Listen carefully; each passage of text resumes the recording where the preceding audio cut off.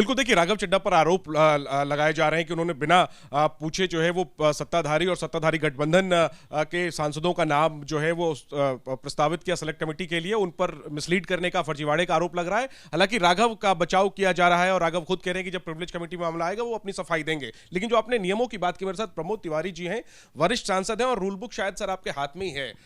जरा बताइए, ये जो राघव चड्ढा का मामला है, उन पर फर्जीवाड़े के आरोप लग रहे हैं, इस पर क्या स्थिति है? आप बात पूरी करें उसके पहले जो कल कहा गया है कि राघव चड्ढा ने फर्जी हस्ताक्षर कर दिए, अरे इसमें हस्ताक्षर होते ही नहीं। ये भाजपा है जो झूठ लोग बोलते हैं, ये महाझूठी पार्टी है। उधर से आरोप आ रहे, इसमें तो सिर्फ ये है कि अगर प्रवर समिति को सौंपने का हमारा अनुरोध है तो हम संभावित नाम दे देते हैं और रास्ते चलते हैं, उनसे बात भी हो जाती है। पहले तो इन लोगों का वादा था, इनमें से बहुतों का, कि वो मतदान में हिस्सा लेंगे और सरकार के खिलाफ, पर वारे ईडी, वारे सीबीआई। सुधांशु त्रिवेदी का वादा था कि वो सरकार के खिलाफ वोट करेंगे। नहीं, प्रवर समिति में जब बनेगी, यही तो आके दिक्कत है। प्रवर समिति में जो जाएंगे तो वो सत्ता पक्ष रखेंगे या जो उनके विचार हो वो रखेंगे। अगर वो कमेटी के सदस्य नहीं होना चाहते तो कह देंगे मैं नहीं होना चाहता। लेकिन जो संभावित नाम हो सकते हैं, जिनको कह देते हैं कि हाँ ठीक है प्रवर समिति में, तो प्रवर समिति में बनने का मतलब ये नहीं कि वो सरकार के खिलाफ बोलेंगे, वो जाके वहाँ सरकार की हिफाजत करेंगे।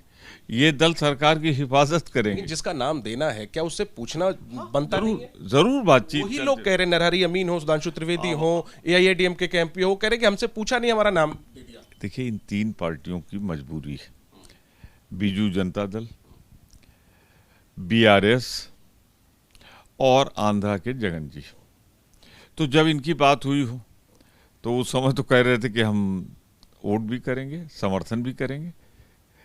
लेकिन ये पिछले 4, 5, 6, 7 दिनों की घटना है कि अब वो वोट भी खिलाफ किया उन्होंने, समर्थन भी सरकार को दे दिया। इसीलिए कहता हूँ वाह CBI, वाह ईडी, तेरी माया गजब। सियासत अपनी जगह, दिल्ली बिल भी पारित हो गया दोनों सदनों से। लेकिन जो ये राघव वाला मामला, एक बार फिर पूछना चाहूंगा, जो सत्ताधारी दल है वो बहुत गंभीरता से इस आरोप लगा रहा है। एक तरफ प्रिविलेज का मामला बताने की कोशिश हो रही है, दूसरी तरफ FIR दर्ज करने की कोशिश हो रही है। आपकी बातों से लगता है कि कोई बहुत गंभीर बात है ही नहीं।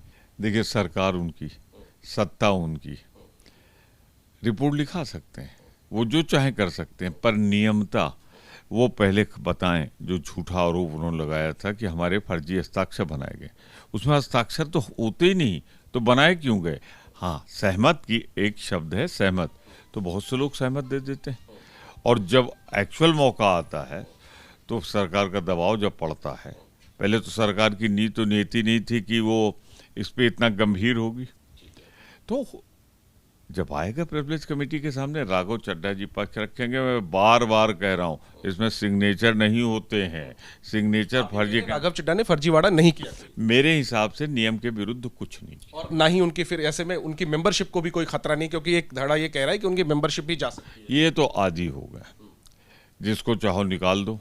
सरकार का प्रस्ताव होता है, मैं चेयरमैन साहब पे कुछ नहीं कह रहा, जिसको चाहो निकाल दो, जिसको चाहो उसके खिलाफ फर्जी मुकदमा कायम कराओ, ईडी की रेड करा दो, CBI की रेड करा दो, किसी चीज़ की रेड करा दो। तो ये तो सरकार जो चल रही है, इसी के लिए तो इंडिया बना है कि हम लड़ेंगे इस जुल्म के खिलाफ। दिल्ली बिल को आप लोग सेमीफाइनल बता रहे थे, सेमीफाइनल तो हार गए, अब फाइनल का क्या हो? क्या आप दिल्ली बिल पे किसी ने कहा कि हम बहुमत से जीत जाएंगे? जिसने कहा उससे जवाब लीजिए। अब अविश्वास प्रस्ताव आ रहा है, अभी से मैं कह दे रहा हूँ, जीतने के लिए नहीं कर रहे हैं। अविश्वास प्रस्ताव का सही मायने होता है कि पिछले 6 महीने सरकार के जो कार्यकलाप हैं, खास तौर से 6 महीने, वरना पिछले 4.5 साल के कार्यकलाप पे हम चर्चा कर सकते हैं, और इसीलिए लाया जाता है। वरना तो मोदी जी जो 75 कॉन्स्टिट्यूशन का आर्टिकल है, उसके हिसाब से तो सदन में रहना चाहिए, सारे प्रधानमंत्री रहते थे। ये इकलौते प्रधानमंत्री हैं जो सदन को कुछ नहीं समझते। कई दिन जाते हैं लोकसभा, राज्यसभा में तो उनकी सूरत देखे हुए अरसा हो गया। तो हम मजबूर कर दिया, हमारी रणनीति की सफलता है कि जिस मणिपुर के नाम पर आप बिदक जाते थे, मणिपुर पे अब उठेगा सवाल। ठीक है।